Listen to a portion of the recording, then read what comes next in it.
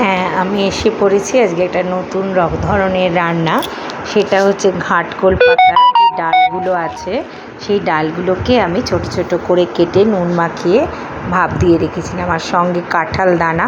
বন্ধুরা, এখন বাজারে প্রচুর কাঁঠাল দানা পাওয়া যায়, বা নিজেরা কাঁঠাল খেলেও সেই দানাগুলোকে শুকিয়ে হাফ চির করে, মানে 4 চির করে, সেটা ওই ঘাটকোল পাতার সঙ্গে সেদ্ধ করে তার রসটাকে ফেলে দিয়ে নিয়েছিলাম। তারপরে আমি কড়াইতে বেশ কিছুটা কাঁচা লঙ্কা, কালো জিরে ফোড়নে দিয়ে ওই ঘাটকোল পাতার ডাঁটাগুলো ছাড়িয়ে রাখা ভাপ দেওয়া আর ওই কাঁঠাল দানা সেগুলো দিয়ে ভাজতে লাগলাম। খুব ভালো খেতে লাগে। আপনারা আগে খেয়েছেন কি না জানি না, এই রেসিপিটা করে দেখবেন।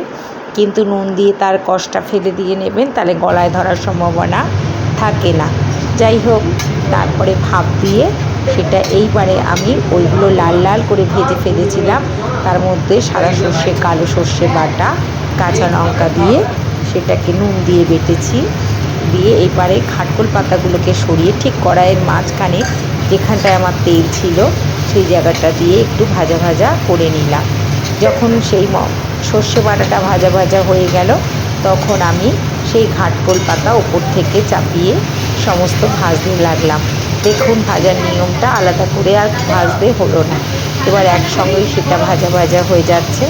এইবার আমি একটু এর মধ্যে মিষ্টি দেব, কারণ যেহেতু এটা নিরামিষ রান্না এবং কচু, একটু মিষ্টি দিতেই লাগে। সামান্য একটু মিষ্টি দেব, দিয়ে বেশ ভাজা ভাজা করে রাখবো। দেখুন বন্ধুরা, খেতে কিন্তু ভীষণ ভালো লাগে। দেখলে মনে হয় যে খারাপ জিনিস, কিন্তু তা নয়।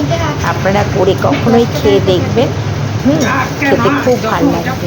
আর বললাম, নুন মাখিয়ে তারপরে ভাপ দেবেন, তারপরে জলটা হাত দিয়ে চিপে কাঁঠাল দানা দিয়ে এটা এই সময় খেতে পারবেন। এরকম ভাজা ভাজা যখন হয়ে আসবে, তেল ছেড়ে দেবে, একটু বেশ ছড়িয়ে ছড়িয়ে ভাজবেন, যাতে প্রত্যেকটা ডাঁটিগুলো হালকা ভাজা হয়। এইবারে দেখুন বন্ধুরা, আমার ভাজা হয়ে কতটুকুনি হয়ে গেছে। এইবারে আমার নামানোর সময় হয়ে গেছে।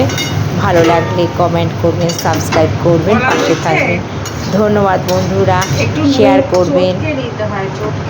আমার এই ঘাটকোল পাতার ডাঁটা রান্নার রেসিপিটা কমপ্লিট হয়ে গেল। আপনারা করে খেয়ে দেখবেন, আশা করি আপনাদেরও ভালো লাগবে। ধন্যবাদ।